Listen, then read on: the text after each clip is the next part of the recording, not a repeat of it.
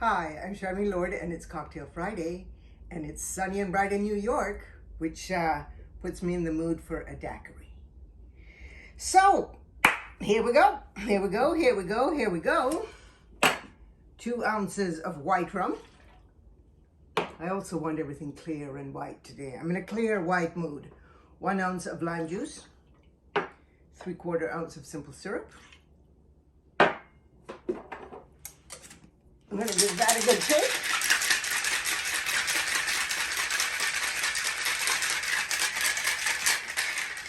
Okay.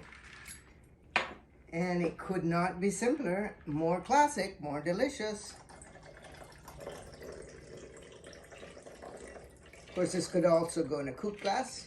I'm putting it in a martini glass. And then a little wedge of lime.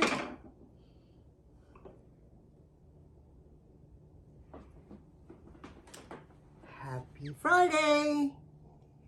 Happy springtime. Happy everything. So good. So simple, but so delicious. See you next week.